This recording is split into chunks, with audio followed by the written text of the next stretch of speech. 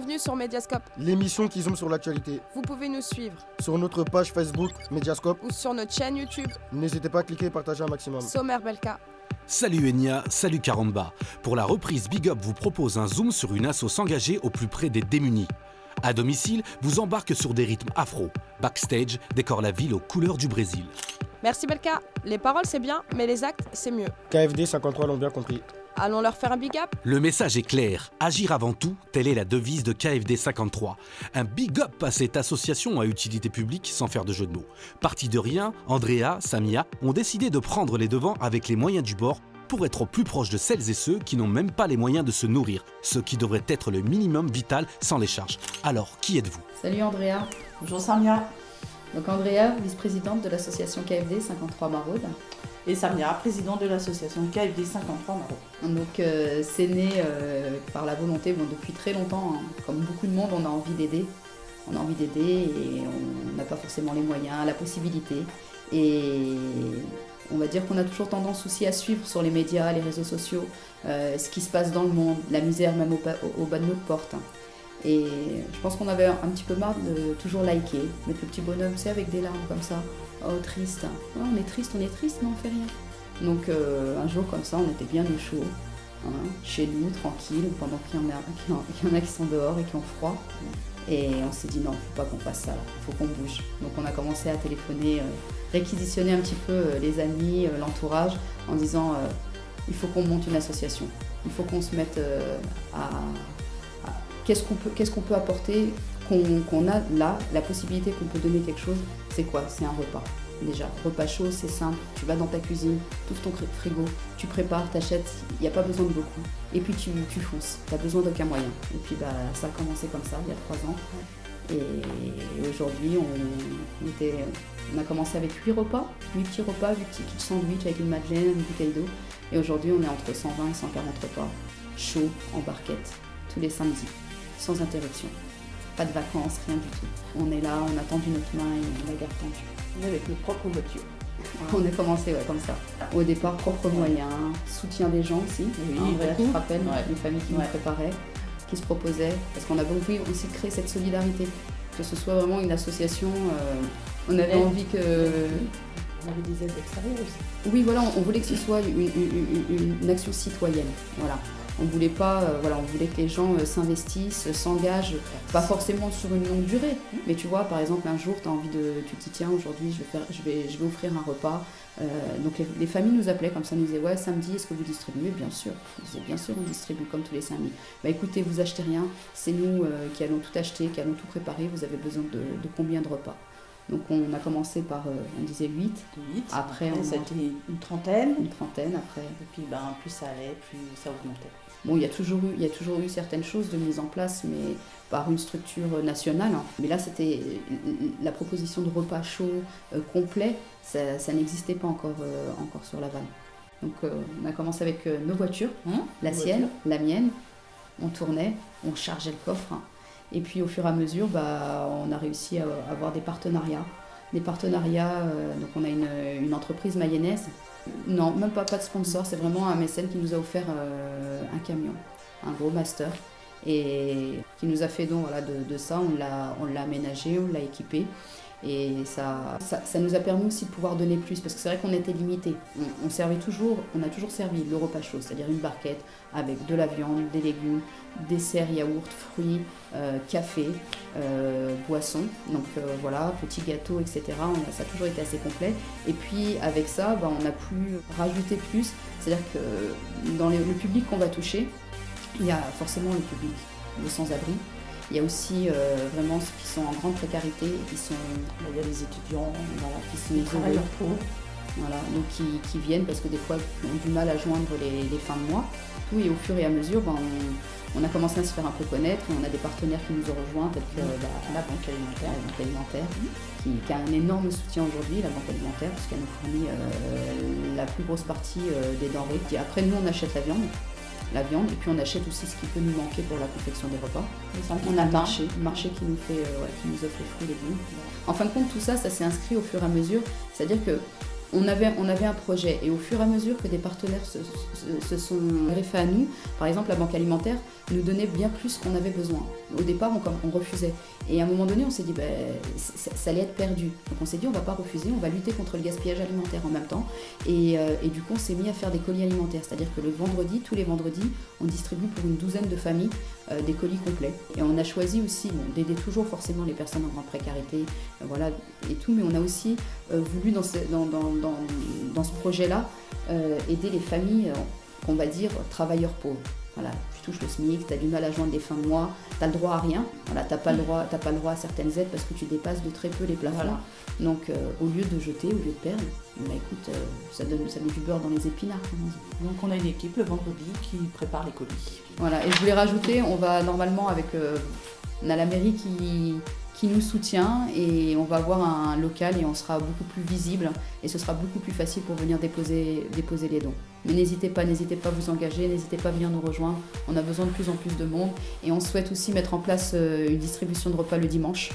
Donc on a besoin de monde. Voilà. Merci beaucoup à Mediascope. Big up à toute l'équipe. Pour la reprise de Mediascope, Direction le Congo. pour une remise en forme. Et tout ça à domicile. Rencontre avec Cécile et ses kids pour une remise en forme sur des sons rythmés afro. De l'utile à l'agréable, Jumble Dance nous donne le pas. Bonjour, moi c'est Cécile et je vais vous présenter le Jumble Dance. Alors le Jumble Dance c'est quoi? C'est une danse de remise en forme sur des sonorités afro. Donc on va vous faire voyager à peu près dans toute l'Afrique en passant par la Côte d'Ivoire pour le coupé décalé. Le dombolo, l'afrobeat, afro house, enfin, plein de tout ce qui peut exister en Afrique sur un programme de remise en forme. Alors ce concept a été donc inventé par Hervé Da Silveira, un Togolais. Et voilà, parce que sa volonté c'était de mettre toute cette richesse africaine à la une, c'est-à-dire à la une du bien-être. Donc on vise un public de 4 ans jusqu'à 60 ans, 70 ans si vos hanches tiennent bien. La richesse c'est vraiment cette convivialité. Après, c'est une danse, la danse afro évolue énormément parce qu'on a tout ce qui est le domaine afrobeat où ils inventent beaucoup de steps de danse après des artistes. Enfin, surtout, c'est les artistes qui inventent ces steps de danse dans leurs clips. On a le shaku shaku qui est très utilisé dans le hip-hop, rap. Tout le monde fait du shaku shaku, c'est un peu ce système-là, tu vois. Voilà. Il nous invente encore beaucoup d'autres steps, ce qui enrichit et ce qui ne tue pas cette danse africaine justement. Il y a tout le temps de nouveaux flows, de nouvelles idées, beaucoup d'apports. Jumble est aussi développé donc au niveau international. On est présent sur le Portugal, l'Espagne, l'Angleterre.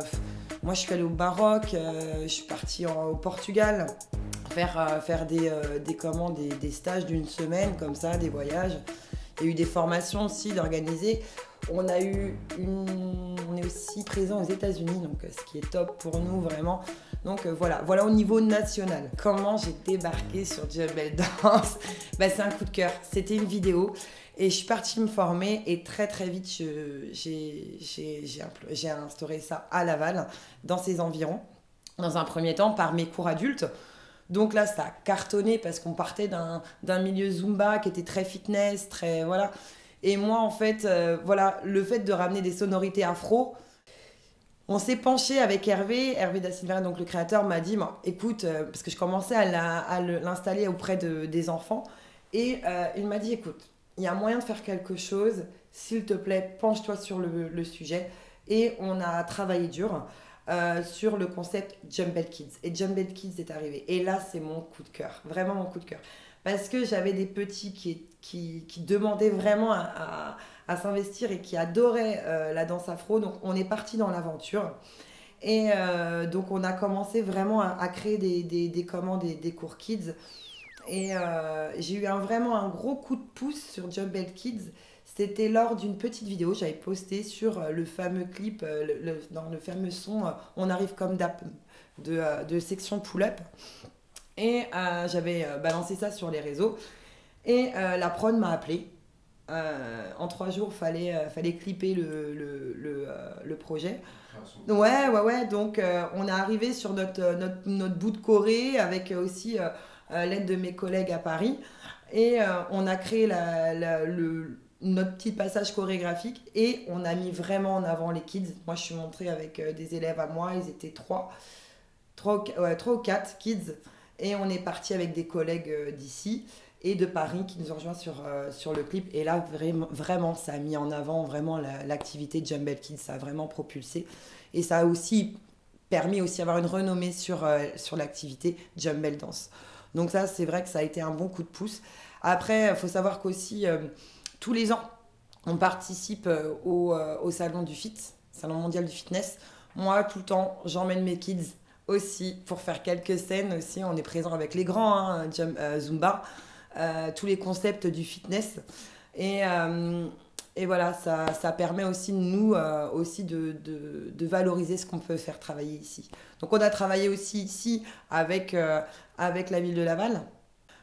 Mes cours se développent beaucoup à Laval-Aglo, sur Louverné, l'Huisserie, en tram, Bazougé. Voilà, pour le moment, je suis surtout à Laval-Aglo, où vous pourrez retrouver tous mes cours sur la page Jumble Pays de Loire et sur la page Smalala.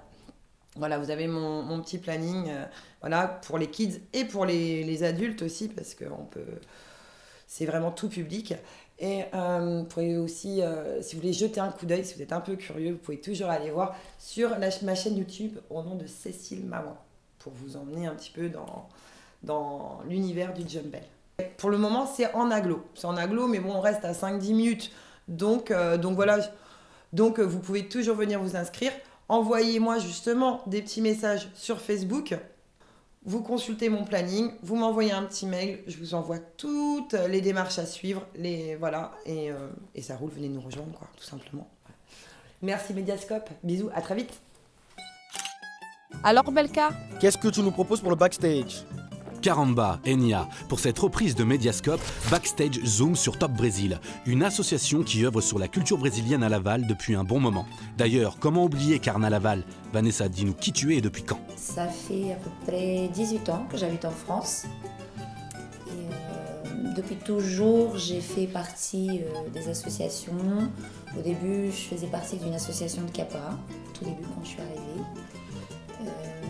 L'idée, c'était vraiment de partager notre culture en fait et de ramener quelque chose de notre pays ici en France. Et j'ai décidé d'ouvrir l'association Top Brésil. C'est une association de danse. On propose des cours de danse brésilienne et en plusieurs villes différentes. Laval bien sûr, mais d'autres villes. Et aussi on propose des shows brésiliens. L'association elle a 10 ans, un peu plus de 10 ans. Elle a fait 10 ans en février 2019. Alors tout début, on avait des cours qu'à Laval. On proposait un cours par semaine. On avait 10 élèves. On a commencé à faire nos premiers galas, je crois que 3 ans après qu'on a ouvert l'association. Et de fil des années en années, ça a commencé vraiment à développer, à avoir plus de monde. On a commencé aussi à faire de la danse adaptée. C'est la danse avec les porteurs de handicap. Et on a commencé à travailler avec l'association APF et après l'association Adapte de Poma. L'idée de Top Brésil, c'est vraiment passer ce message-là, c'est que la danse, elle est pour tout le monde. Il n'y a pas de stéréotype en fait, corps, physique, beauté, non. L'idée qu'on a eue dès le début, c'était ça, c'était de changer cette mentalité-là autour de nous et de dire que non, c'était ouvert à tous et de travailler aussi, on travaille énormément chez nous, l'acceptation de soi, de son corps, le regard de l'autre et la confiance en soi. On aime bien travailler ça avec nos élèves, mais on a toujours envie d'aller au-delà de ça et vraiment ouvrir les portes à tout le monde et de dire bah oui, vous pouvez danser, vous pouvez mettre un costume, vous pouvez monter sur scène, hein. On peut aussi vendre dans les spectacles où on a tout type de personnes en fait. Voilà. Sortir un peu de cette dictature d'avoir un corps parfait sous les mesures que la société impose, quoi. C'est-à-dire que dès mes premiers cours, je me suis mise sur un fauteuil pour comprendre leurs difficultés et pour pouvoir vraiment faire des danses adaptées. Parce que la danse a apporté pour eux des bénéfices énormes. J'ai des élèves qu'au début, ils parlaient pas du tout, ils se communiquaient pas, hein, ils étaient enfermés dans leur monde. Et après 2-3 ans de danse, ils ont commencé à s'ouvrir, à parler, à carrément parler, à dire bonjour, à rigoler. J'avais d'autres élèves qui avaient peur, énormément peur du public, d'être entourés de monde. Il y a le côté physique, mais au côté aussi social, l'ouverture. Ce qui est intéressant de ce qu'ils nous racontent, c'est ils sont beaucoup à me dire que quand ils dansent avec nous, ils ont l'impression de ne pas avoir d'handicap. Alors nos cours c'est pour tout âge.